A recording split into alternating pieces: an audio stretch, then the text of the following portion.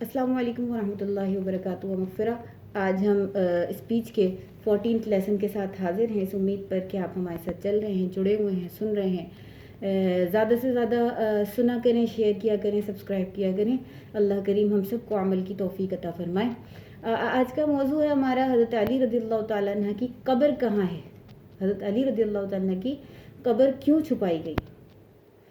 حضرت علی کرم اللہ وجہ الکریم کی قبر اس لیے چھپائی گئی کیونکہ اس دور میں ان کی قبر کو اگر معلوم ہوتا خارجیوں کو تو وہ ان کی قبر کو تار کر دیتے اور ان کی قبر کے ساتھ نہ جانے کیا کیا معاملہ کرتے، اس لیے ان کی قبر کو چھپا دیا گیا۔ حضور اکرم صلی اللہ تعالیٰ علیہ وآلہ وسلم فرماتے ہیں کہ جتنے دکھ، جتنی اذیت، جتنی پریشانیاں مجھے دی گئیں کسی اور نبی کو نہیں دی گئیں۔ تاریخ اٹھا کر دیکھیں، ابو بکر صدیق رضی اللہ تعالیٰ عنہ کو ان کے دور خلافت میں ٹکنے ہی نہیں دیا۔ ان کے ساتھ اتنے مسائل کیے گئے، اتنے معاملات کیے گئے، اتنا انہیں ستایا گیا کہ وہ 2 سال 2 ماہ اور 8 دن سے زائد نہ بیٹھ سکے اور وہ وہاں سے اٹھ گئے۔ سازشیں کی گئیں، حضرت عمر کو شہید کیا گیا، حضرت عثمان پر 40 دن تک پانی کو بند کر دیا گیا اور پھر انہیں شہید کر دیا گیا۔ یہی مولا علی مشکل کشا، مشکل کائنات کو انہیں بھی شہید کر دیا گیا، علی کو بھی شہید کر دیا گیا، امام حسن کو زہر دے دیا گیا، امام حسین کو ان کے بچوں کے سامنے، نواسوں کے سامنے، پوتوں کے سامنے امام حسین رضی اللہ تعالیٰ عنہ کو ذبح کر دیا گیا۔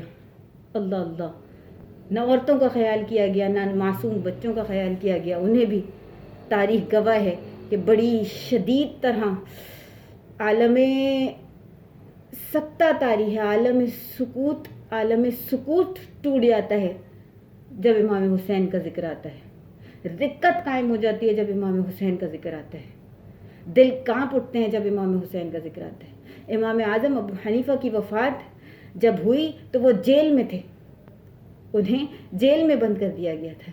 امام احمد بن حنبل، ان کے جسم پر اتنے کوڑے مارے گئے تھے کہ جب وہ قمیض اٹھاتے تھے تو ان کا پورے جسم کا ایک بھی کوئی حصہ ایسا نہیں تھا جو اس سے خالی نہ ہو۔ امام مالک کو مدینے کی گلیوں میں گدھے پر بٹھا کے ان کا منہ کالا کر کے پھرایا جاتا تھا۔ حاکم وقت نے اتنا ظلم کیا امام مالک کے ساتھ۔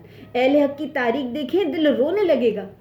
آج بھی کابل میں، آج بھی قلعہ جنگی میں، آج بھی دشت لیلہ میں، مصر میں، بغداد میں، کشمیر میں، غزہ میں، ہر جگہ مسلمانوں پر ظلم ہو رہا ہے۔ مسلمانوں کو زیادتی کا شکار بنایا جا رہا ہے، مسلمانوں کی گردنوں کو اڑایا جا رہا ہے۔ کیسی قیامتیں مسلمانوں پر توڑی جا رہی ہیں۔ بغداد میں کیا ہوا؟ کیا دردناک کہانی سامنے آتی ہے، کیا دردناک عذاب ان کے ساتھ، جب انسان کی کھوپڑیوں کو لیا جاتا تھا اور اس سے مینار قائم کر دیا گیا۔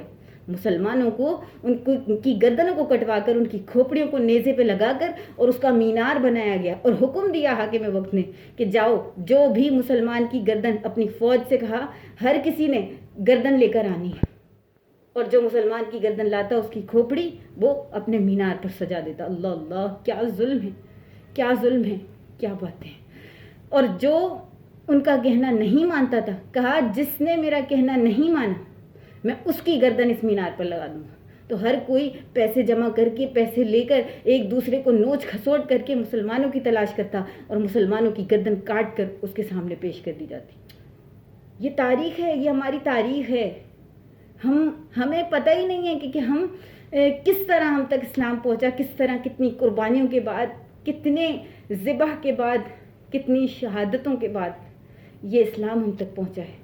ہم کیوں اتنے اسلام سے غافل بیٹھے ہیں؟ ہمیں کیوں اس اسلام سے محبت نہیں ہو جاتی؟ ہمیں کیا ہو گیا ہے؟ جب دجلہ کا بند توڑا گیا تو وہ مسلمان جو چھپے ہوئے بیٹھے تھے، یقین مانے جب وہ بند توڑا گیا تو 1 لاکھ یا 1.25 لاکھ سے زیادہ لاشیں وہاں سے برآمد ہوئی۔ اللہ اکبر، مسلمانوں کی 1.25 لاکھ لاشیں وہاں سے برآمد ہوئی۔ علامہ اقبال کہتے ہیں غریب سادہ رنگین ہے داستان حرم، غریب و سادہ و رنگین ہے داستان حرم، نہایت اس کی حسین ابتدا ہے اسماعیل۔ کہ اتنا ہوا، اتنا ظلم ہوا، نہایت یعنی انتہا ہو گئی، امام حسین کو شہید کر دیا گیا، اور ابتدا تھی کہ اسماعیل علیہ السلام کو قربانی کے لیے لے جایا گیا۔ قربانی سے سلسلہ شروع ہو رہا ہے، قربانی پہ سلسلہ ختم ہو رہا ہے، قربانی کا سلسلہ جاری ہے۔ اسلام کو پھیلانے میں، اسلام کو بچانے میں اتنی نذرانے جانوں کی گئی ہیں، اتنی جانیں گئی ہیں کہ اللہ اکبر، اتنی عصمتیں لوٹی گئی ہیں کہ اللہ اکبر، اللہ اکبر، اللہ اکبر۔ اسلام کی تاریخ درد سے، خون سے بھری پڑی ہے۔ حضرت علی کو اس وقت لوگ خدا بھی کہنے والے تھے اور اس وقت لوگ ان کو شہید کرنے والے بھی تھے۔ ان کی قبر کو اگر پتہ چل جاتا کہ کہاں ہے تو گھیڑ دی جاتی، ان کی قبر پر اتنا کچھ کیا جاتا، کیونکہ خارجی اس وقت بہت طاقتور تھے۔ ایک روز ایسا بھی آیا جب ممبر پر بیٹھنے والے امام کو یہ آرڈر دیا گیا کہ اگر تم نے اپنے تقریر میں، اپنے خطبے سے پہلے حضرت علی کو گالیاں نہ دیں تو تمہیں خطبہ نہیں دینے دیا جائے گا۔ تو جب تک علی کو گالی نہیں دی جاتی تھی ان کا خطبہ شروع نہیں ہوتا تھا۔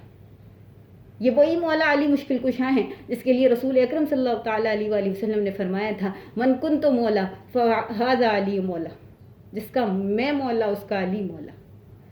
ہم کہاں ہیں؟ ہم کیا کر رہے ہیں؟ اس رسول اکرم صلی اللہ تعالیٰ علیہ وآلہ وسلم کے صحابی کے ساتھ اتنا ظلم، اتنی زیادتیاں، کیا اسلام نے ظلم برداشت نہیں کیا اور پھر ہم تک پہنچا۔ سوچنے کا مقام ہے، سوچنے کا مقام ہے۔ رسول اکرم صلی اللہ علیہ وسلم نے فرمایا من صب علی فقد سبنی، جس نے میرے علی کو گالی دی اس نے حضور سے فرمایا مجھے گالی دی۔ تو سوچیں وہ ممبر پر بیٹھ کر علی کو گالی دے رہے ہیں، وہ علی کو نہیں دے رہے تھے، وہ حضور کو گالی دے رہے تھے، میرے حضور کو گالی دے رہے تھے۔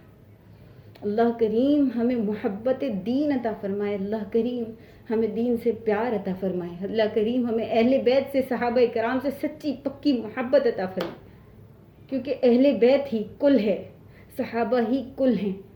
ہم کل کو پکڑیں، ہم جز کے پیچھے نہ بھاگیں، ہم نہ بھاگیں دنیا کے پیچھے، دنیا ختم ہو جانے والی ہے۔ حضرت عمران بن حسین سے روایت کرتے ہیں حضور اکرم صلی اللہ علیہ وسلم نے فرمایا کہ ان علی منی وانا منکم وہو ولی کل مؤمن، کہ علی مجھ سے ہیں اور میں علی سے ہوں اور وہ ہر مومن کے لیے ولی ہیں۔ اب اگر مومن کو پتہ نہیں ہے کہ اس کا والی کون ہے تو وہ یہ یاد رکھے کہ تمہارا والی بھی علی ہے، تمہارا سب کچھ علی ہے، اور علی کے دامن سے وابستہ ہوگے تو نجات پاؤ گے، کیونکہ رسول اکرم صلی اللہ تعالیٰ علیہ وآلہ وسلم نے فرما دیا من کنت مولا ہو فعلی مولا، جس کا میں مولا ہوں اس کا مولا علی مولا ہے۔ تو یاد رکھیں، علی سے لو لگائیں، اہل بیت سے پیار کریں، صحابہ سے پیار کریں، دین اسلام سے پیار کریں۔ یہ ہمیں پیار اور محبت کا درس دیتا ہے۔ بڑی قربانیاں، بڑی ہی جانوں کے، بڑی ہی خون ریزی کے بعد یہ اسلام ہمارے ہاتھ آیا ہے۔ اس سے دور نہ بھاگیں، اس سے پیار کریں، اس کے قریب جائیں۔ اللہ کریم ہمیں عمل کرنے کی توفیق عطا فرمائے، جو سنا اس پر عمل کرنے کی توفیق عطا فرمائے، جو نہ سن سکے، جو غلطیاں کوتاہیاں ہو گئی کہنے میں عمدن سہون، اللہ تعالیٰ اس کو معاف فرمائے۔ میرے اس پیغام کو زیادہ سے زیادہ پھیلائیں، شیئر کریں، سبسکرائب کریں، یہ آپ کی ذمہ داری ہے، آپ کو آگے بڑھانا ہے، آپ کو آگے پہنچانا ہے۔ اللہ کریم آپ کو اور مجھے بخشش عطا فرمائے، آپ کو اور مجھے سچا پکا اپنا اور اپنے محبوب کا اور اس دین متین کا محبت کرنے والا بنائے۔ آمین۔ والسلام علیکم ورحمۃ اللہ وبرکاتہ۔